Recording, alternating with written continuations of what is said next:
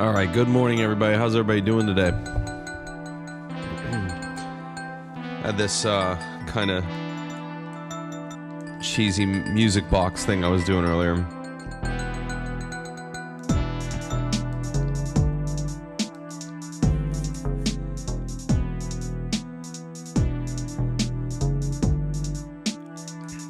It's E minor.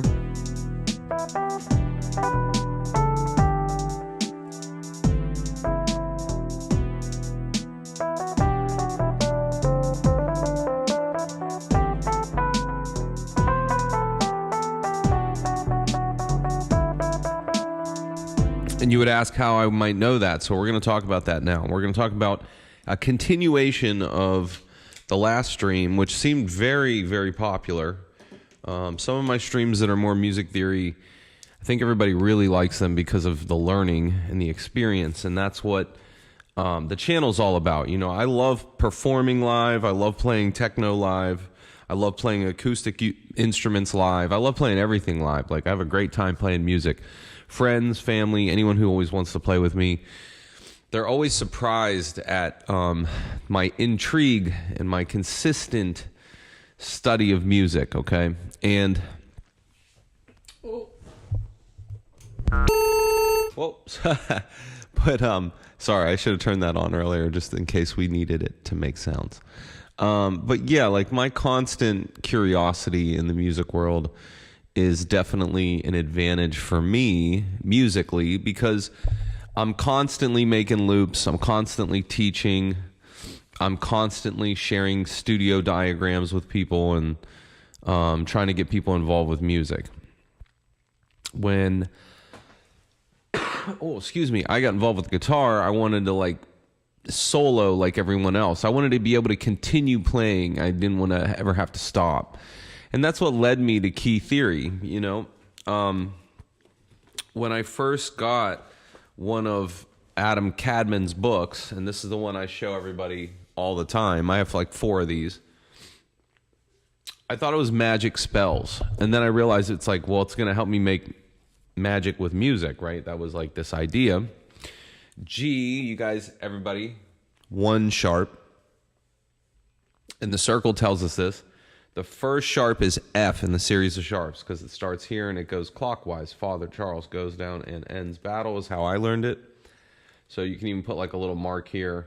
The 5ths start in that direction. The 4ths actually go the opposite direction, right? The order of the 4th. So we're going to do G right now. We're going to talk about why we're doing that, or maybe not why. I just like the key. And when you pick G major, and I'm going to write it down, G major, and again, every time you make music, it's a great idea. G, A, B, C, D, E, F sharp. And we're back at G. We do our Roman numerals.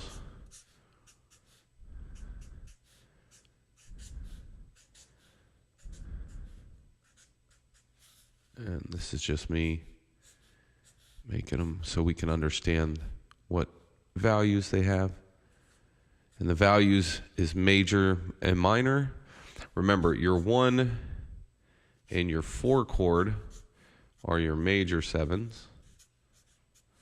Your 5 chord is a dominant 7.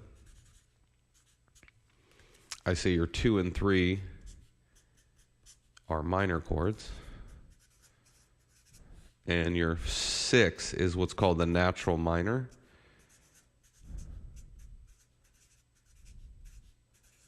And I'm gonna, last one's diminished, but it's also called the leading tone, is what we would also want to know that as.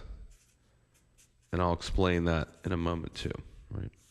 Now, the other 2 minors and the 1 and the 4, they actually have names of positions, but because I'm starting the lessons kind of, these are lessons. They're intended to not overwhelm you. It's to teach you terminology and to teach you what's happening.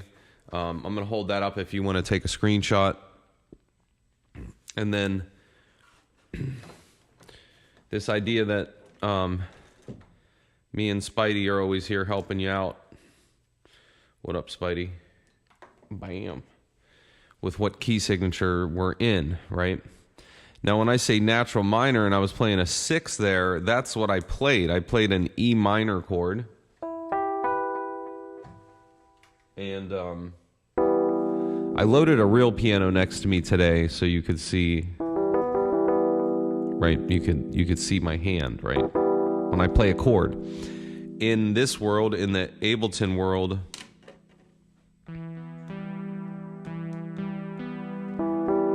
there it is. It's my 3 fingers, like in the bowling claw position. No joke. I'm sorry. It's like 1, 3, 5. And when you set it up in fourths,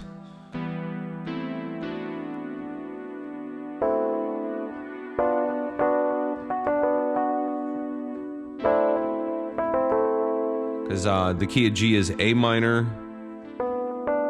B minor.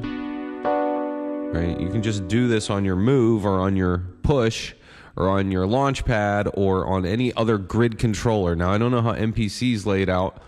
So in MPC, the cluster might look a little different. I think it's the same because I do it on my little calculator on my EP133. Okay, let's get back to what I was doing with music.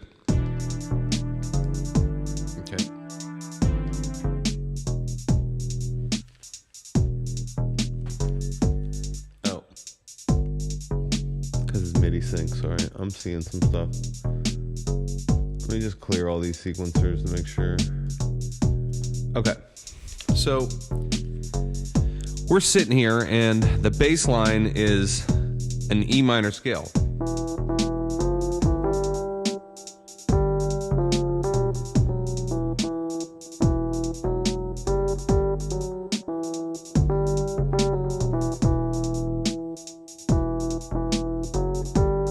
Okay, so it's the first E, E, F sharp, G, G, F sharp, E. It's like the bass line, right? So if I played the 6 chord over this, it sounds right because I'm playing a bass line that's in E minor. And that's this formula that when we're writing techno or minimal music or rock or R&B, somebody's singing right now, building up a progression, you know. You might get da da da da da da like a horn stab, ba da do ba da do ba bo bo bo da do do. You know, you could have horns. You know, you could write some very prolific music over this, right? But the idea that you're writing music is the wording that I'm going to use now because your brain is sitting in this position, okay?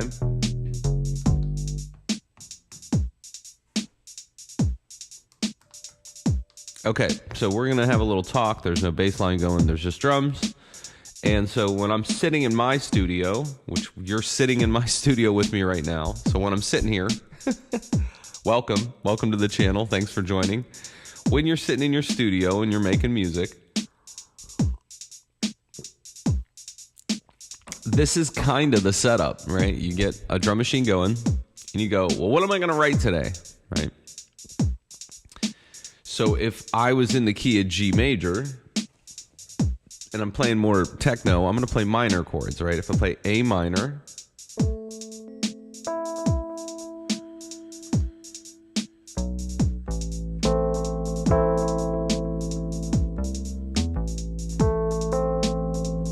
now if I play B minor, this is my 3 chord. These build a little bit of suspense. Now resolution, let's pick the 4 chord, ready? Which is G, or C, I mean. And this should sound like really resolved. Like home is what I call it. And now so should the 6 chord.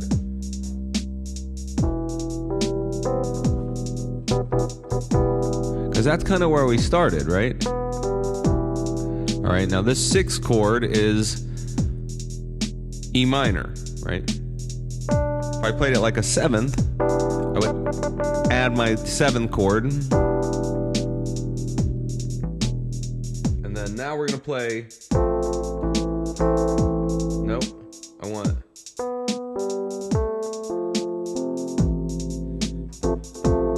No, this. Which one's A? This one.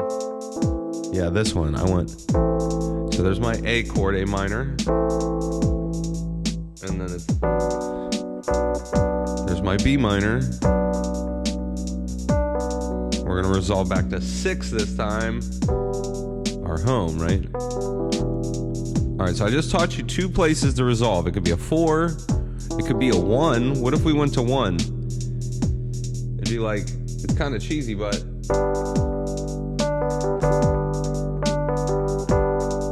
And then 2, and then 6. You hear how, like, a lot of times what I consider... If you're on a major chord, you might want to play a minor chord real quick and then land back where you're going. And I'm going to hit stop now. All right, because I'm going a little, not fast, but we're going to talk about chords. I'm just kind of throwing them out there because they sound a certain way. Minor chords build more tension, right? Where major chords build what's called like a resolution. Your 5 chord has like a pretty magical space, which we did not play yet, but that would be...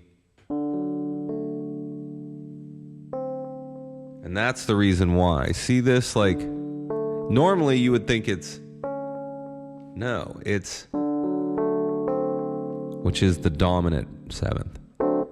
It's kind of like more jazz, right? So when you play your 5 chord, there happens to be this little bit of special sauce. And in techno or in dance music, we typically don't need that. We typically don't want to think about that. Some house music's based on that, but some music we don't want to think of that. Some music, it's too complex of a thing when you want dun dun dun dun dun dun dun dun dun. That like driving techno, sometimes playing a complex chord doesn't suit the vibe, right?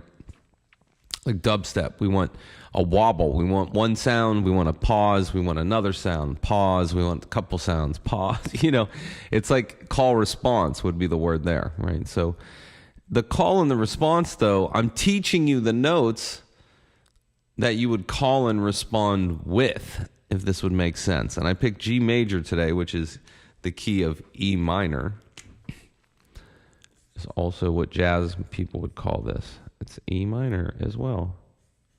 Correct. You know, it's both would be correct, right? And what I'm teaching you are scale degrees. So now, like in my studio, when I'm playing, I'm going to slow this down a little bit because the tempo is a little fast.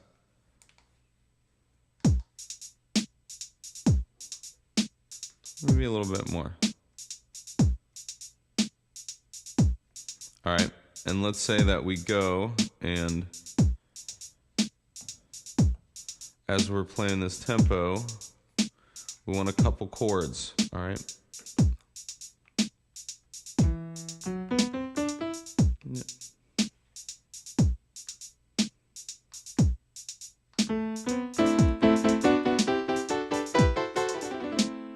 And I just have this tuned to what's called E minor, which is the key of G major, same thing, right?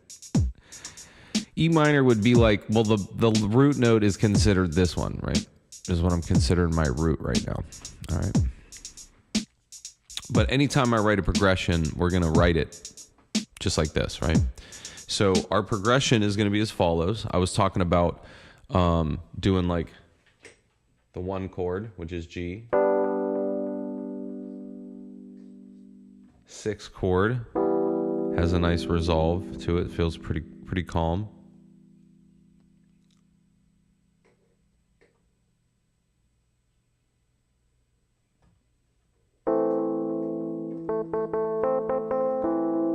A minor, right? That's 2. B minor, right? That is, what chord's that one? Sorry, this light. B minor, that's 3. And now, usually I would resolve to 6 because it sounds like you land back somewhere that's familiar. So now, like, let's imagine I don't want 6 to be my familiar point, okay? And this is a leap in like faith of my ear and your ear together. We're gonna be friends. Because let's say we choose 2, the A minor chord, to be home.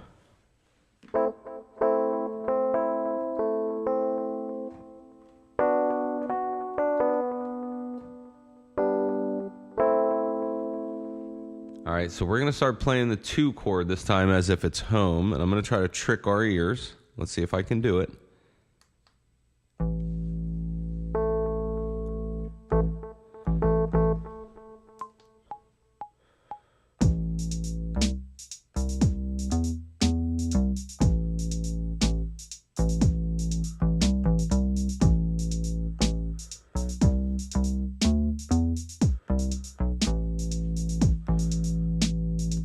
All right, so here's the trick, right?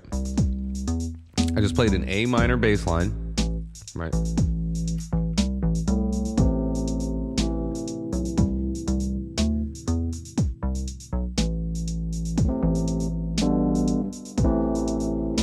So now it feels like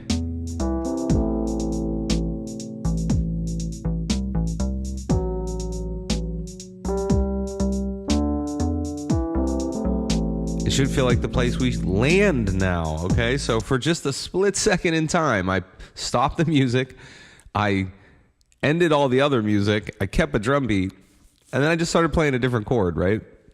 And in your ear, for a moment now, it should tell you that A is the correct place to land. And now we can pick chords based around the position of like, well, what did A make us feel like when we land on it as home? Okay, this is my own kind of like what I would say is like a home theory. And that might be kind of funny to say. But I, quote unquote, use a position to trick the listener, okay? To trick your ear, right? And why would I want to do that is because during a verse, we might focus on an A minor chord, right? Sorry if I could actually write. But during the chorus, we're going to focus on, sorry, what was the first one? E minor, right?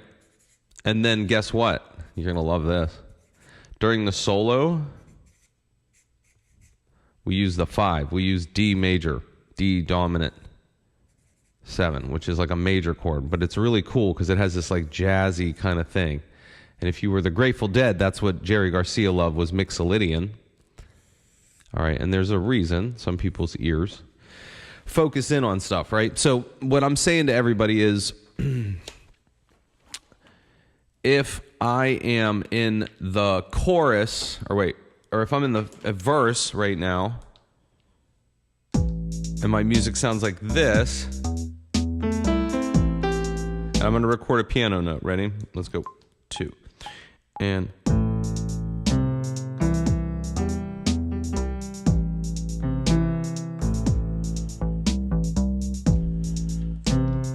okay, so there's our piano, just the chord, you know, right? And we're just writing.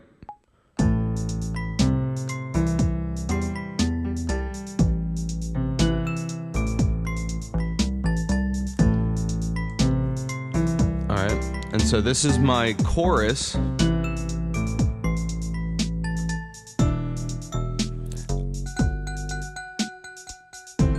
Oh no, so this is my chorus now because it's E minor, right? So during the verse, we were focused on A minor, and during the chorus, let's go back to the verse. The verse is in A minor, so this would be considered our verse, right? I'm singing the verse, I'm gonna rap on my verse. You got an artist in your booth, they're doing verse, you know, like, sorry. I'm joking because this will make you learn it. It's fun, more fun if we joke around when we do this, right?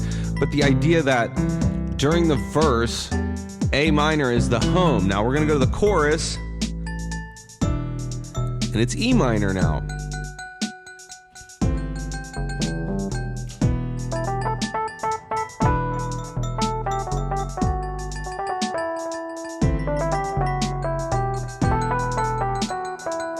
Again, I'm one of the artists playing with you, and I'm playing an E minor chord, and you're like, man, Joseph is jamming, man. He's...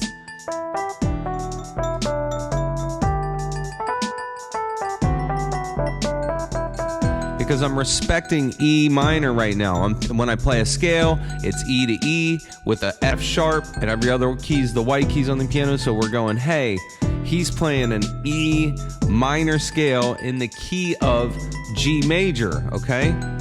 Sorry, moment. Let's pause. That was a lot of information. Let's talk about that again. What I just said was, when you play a chord, like in the verse, and you're playing A minor, the artist is going to play from A to A, and they're going to have F sharp, and it's going to be A, B, C, D, E, F sharp, G, A. So when they play that scale, it's going to sound like they're in the key with you, and that they know what they're doing because you told them, hey, buddy, hey, girl, when I wrote that, I was in G major, and I was thinking about this, and, this is how I wrote it. So the person sitting next to you is smart with you, and you guys are on the same page, and musically, you guys sound like you want to be in bands until the end of time, like you're the Rolling Stones. No, I'm just kidding, or like AC/DC. I don't know. You just got to think that, the more of a connection musically you make with someone you're playing with, the better the music's going to sound. And if you're only making music with yourself in the studio, your music's going to sound so much better if you actually write some of this stuff down and think for a second. Now, anybody that writes music really good, or that can play music really good, or that can listen and just pick up a song and you're like, wow, how'd you do that?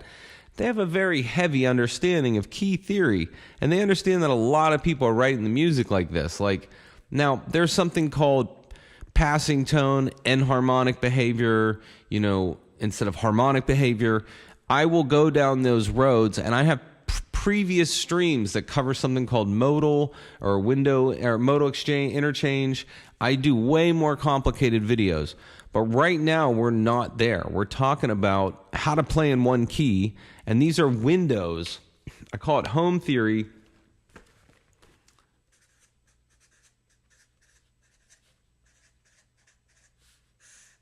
It's also called window soloing. All right, so in Adam Cadman's books, that's why I bring this up again.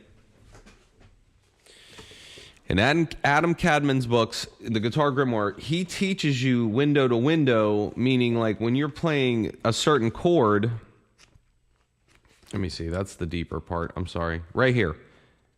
Mixolydian soloing patterns, key of D. He's going to teach you how to do what I'm talking about here. This is that behavior. Now, I'm doing it in a chord. I'm not doing it, in some heavy scale, but I am doing a heavy scale. These are scales based on this key. And if you've never done this, you might go, oh, wait a second, I think I see what Joseph's doing. Let's cover it again. When you're in the key of G major, I'm going to play it. F sharp is the only note we play, right? Right? And when you play that scale, all your chords have F sharp. So it's yeah.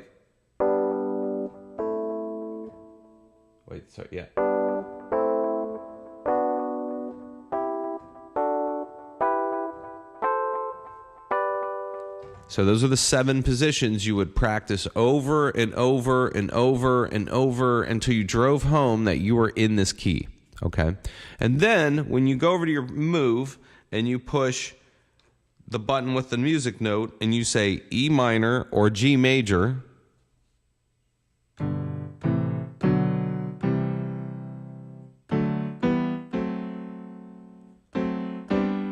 same chords right there, right?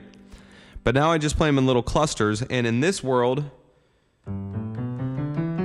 you can't mess up. You can't hit wrong notes. And same with these guys. You can leave it in a way that's the wrong notes, quote unquote. Or right now, if I went to G, it should be same thing. Now it's in the same. They're all quantized together, and as long as my hand over here says, now we're all in the same key. Now, in the techno world, or in minimal rock, or in minimal music, or in music when you're just learning how to play like we are now, in the verse and chorus, I'm only picking one chord, okay? I'm only doing one chord. That's it. And that's what I want you to kind of start practicing with, because you'll start realizing that your ear's telling you what's happening. And let's listen to what I wrote. So the verse is A minor.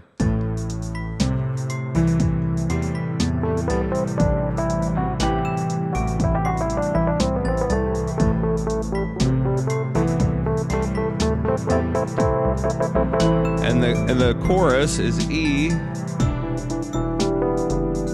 minor.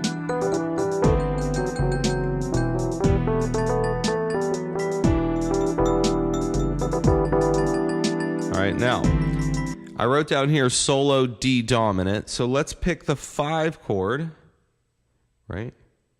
So let's see.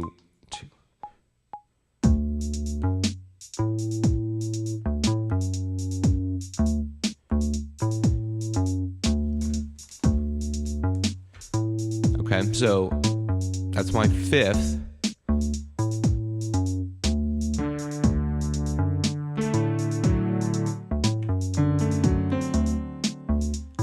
Let's go 1, 2, 3, and.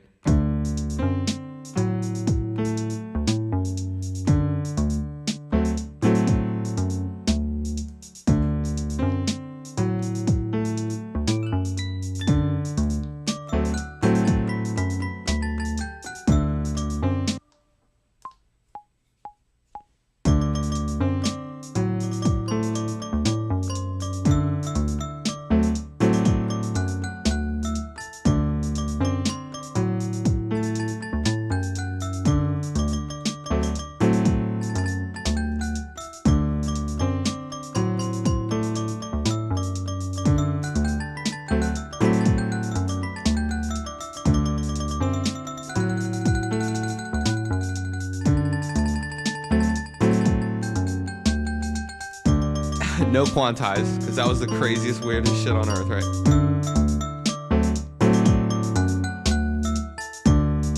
So our solo is in D dominant 7. Because of that shit. You hear it?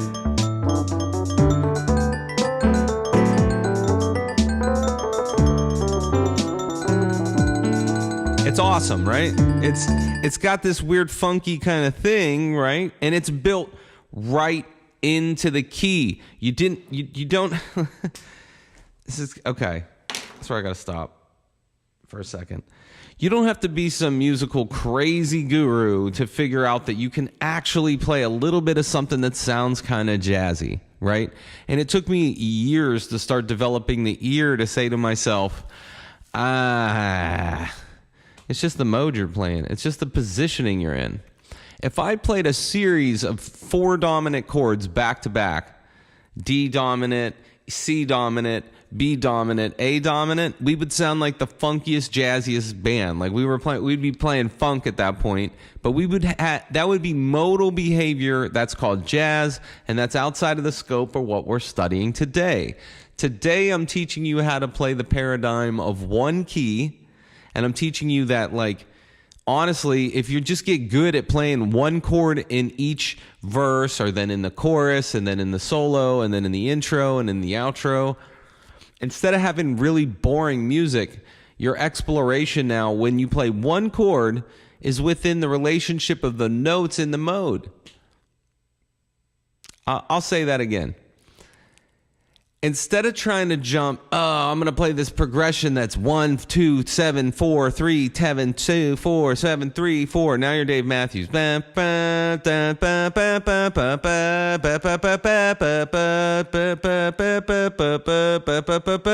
Like, how many changes were there? That's busy ass music, okay? And I'm not faulting the guy. This is not me cutting down music, because I'm a music connoisseur. I listen to every kind of music for the reason that I'm like, wow, I like the drumming in that. I like the flute playing there. I like this there. I don't always like every part of somebody's music, but I'm allowed to like their musicianship, right? And so what I'm getting at here is, in techno land or in electronic music, we're listening to the timbre of the sound when I make a song. Like, how I picked Music Box to make y'all smile this morning, okay? It's Monday, isn't it? It's May 12th. I hope everybody had a good Mother's Day. All the mothers out there, thank you. And, you know, for me to explain a lot of what's going on musically in my music when you're watching me stream, and to share what I like to teach to different students so they don't feel lost, because musically sometimes we hit a headway where we're very lost and we don't know what to write. Some people have spent a lot of money on gear and then they're like, well, I don't know what to do. And some people just don't even study their gear, buy it, and then just sit there and don't know what to do again. If this becomes where you're at with music and you found this channel, hopefully I'm going to kind of dig you out of a spot where someone said you're wasted all your money on this, you're never going to do anything with it. And now you're like, wait a second, Joseph is giving me a roadmap to make my music sound presentable to other humans that don't understand music. All right. The reason I'm doing this is A, it's a roadmap. B, I'm teaching you so you feel more confident. 3, I'm teaching you because I think the world needs better music and people to be more inspired and not tethered to someone telling them what to do. So you make music in your own brain and how you feel based on how you've lived your life events and what you've heard. And that means that your music's going to sound different than my music, even if I teach you the same theory that I use, okay? So you're like, well, Joseph's teaching me his most pride secret weapon. You know, I take pride in this. I do this all the time, and I have fun drawing out my little maps, and I have fun writing out keys, and I have fun sharing it with people who play music with me. And they're like, my God, you wrote all this shit out? And I'm like, yeah, I did. Yeah, I did. I want you to understand it just as good as I do. So when we're playing, we're having such a good time. You're like, oh my God, this is fun. I actually know what you're doing. And then I'm like, well, now it's your turn to solo. I don't need to be soloing the whole time. Or maybe it's your turn to show me your new instrument and how cool all the waveforms are. But we're going to do it in key. And that's why I say techno might not be so much of a moving chord change device of music. You might just play one chord and jam on it because the wavetable flexes so hard. It's awesome. The analog oscillator has a wave folder that's so cool. Why wouldn't you make that stand out instead of some busy ass chord work, you know? And some people just personally don't want to hear that shit. They just want to sit and have a beer and hear music that has like a cool kind of groove and like really good bass. And they don't want to hear busy Stevie Wonder. That changes so much, you know? That's like a different style of music altogether, right? So, and I'm not, again, I like Stevie Wonder. I like, you know, Dave Matthews sometimes. You know, I don't not like certain bands, but I don't listen to certain bands all the time either, you know? But I want to draw out what you hear in music so that you understand maybe what's going on. Now, Giorgio Moroder is another great example that used techno instruments, but dun dun dun dun dun dun dun dun dun dun dun dun dun dun dun dun. You know, what happens there? Now, that's a repeating note, like on an arpeggiator or a sequencer. And then, you know, you might play 3 or 4 notes, and it might not change that much, but it has the dun dun dun dun dun dun dun dun dun dun dun dun dun dun dun dun dun dun, you know, just this pulsing back thing, okay? Now, getting into all these genres would take me way too much time. And explaining how everyone writes out their chord changes would take me way too much time. But if I do little bits every stream, in a year, you might actually get to piece together what everyone is doing in music, and you're like, wow. And that's kind of the point of this, right? So today we were talking about G major. I wrote 3 parts. I'm gonna explain them as we listen again, and we're gonna hopefully hear them, and it won't sound like garbage.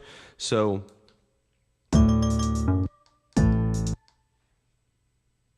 A minor. This is what we said would be the verse.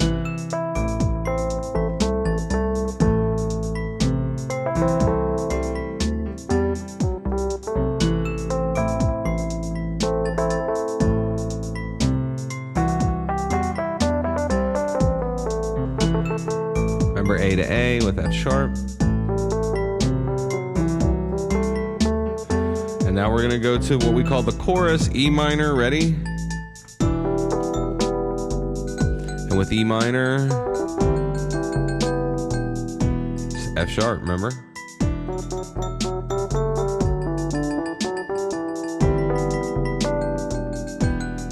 All right. And that's our chorus.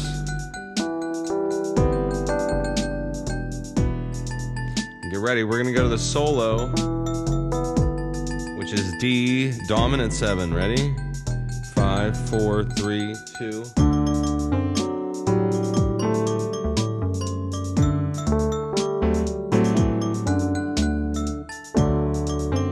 So D major, Dom 7.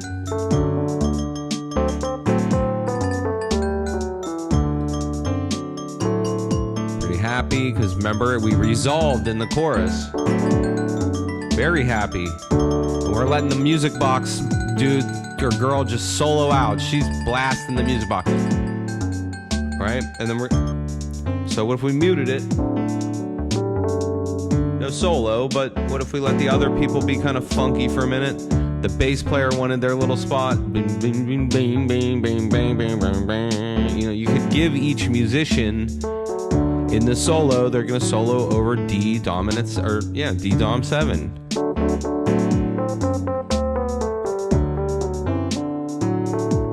All right, and we're gonna go back now. Where to the verse? A minor. Here we go. 5, 4, 3, and. So here's our A minor, and that's what we were considering the verse.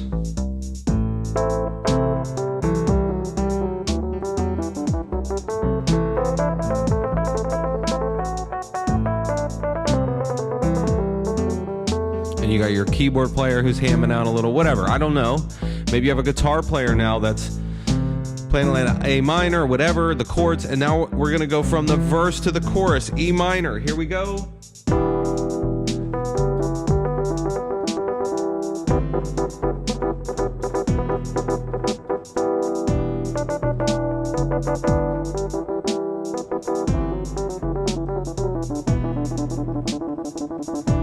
Sorry, I'm being extra goofy, but I'm trying to bring home a point that when we are in the position of verse or chorus or solo, that one chord dominates our ears, and to the listener, there is nothing else. There is no other progression, there are no other chords, there's no other people who play music. It's just you and the audience, or you and the recording station, or you and your listeners. I hope you enjoyed the channel.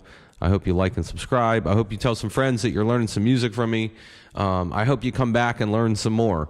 I hope today was a very in-depth look at, again, what I'm doing in the studio when I stream and when I try to make music sound smooth for everybody at home on a Friday night or on a Saturday, or if you ever see me with Joseph Live Electronic Jam.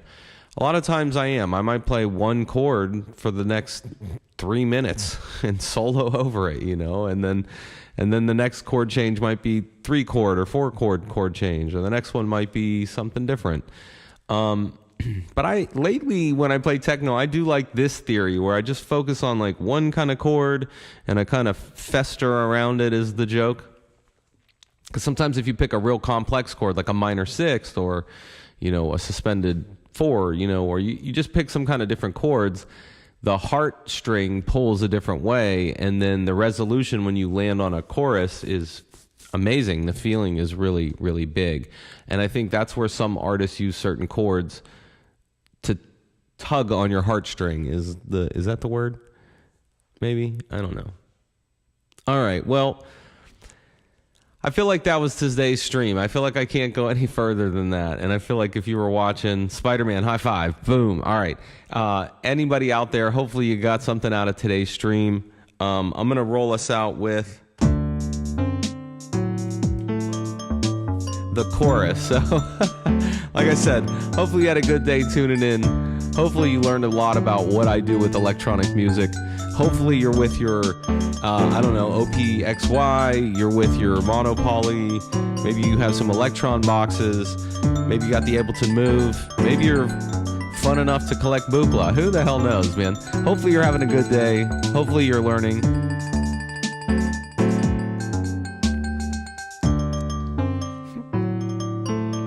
And and hopefully you're enjoying the channel and at least getting entertained for a small amount of time. We're talking about chord theory today. This is part 2. It's a continuation of yesterday's stream, or the day before, but this is me explaining to everybody, yes, what happens when you see me writing music in the studio, right? I act really goofy, right? On stream, so you can share it, right? Ready? There's our verse.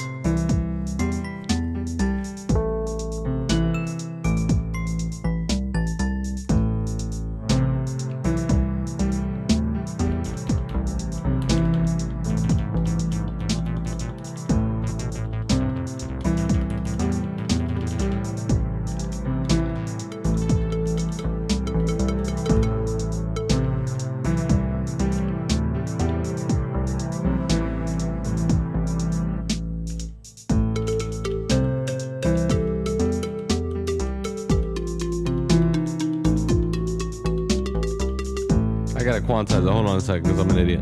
But like, again, what if we came over to this guy and you were like, no, I want...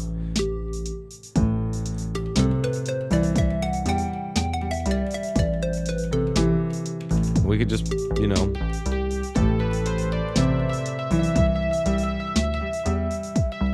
Because what was that? What scale degree is that? 2.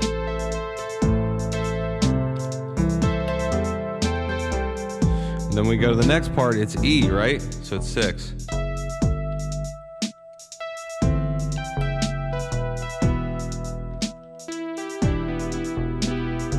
Nice, that sounds, right? Right. All right, well, hopefully everybody got a lot of stuff out of the stream today. Hopefully you got some notes and you're gonna practice this in your own studio, and you're gonna stream or record and write and sequence and try to figure out, you know, your way of doing this. If you have comments, you can leave them. If you have questions, you can email me.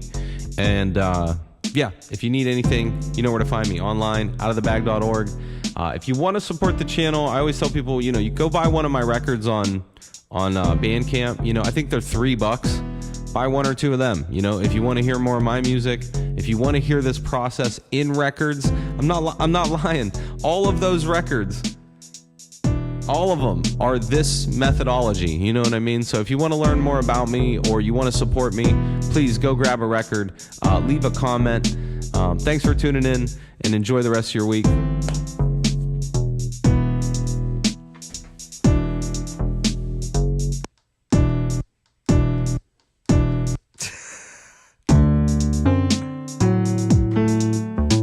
Hey, enjoy the week. Thanks for tuning in.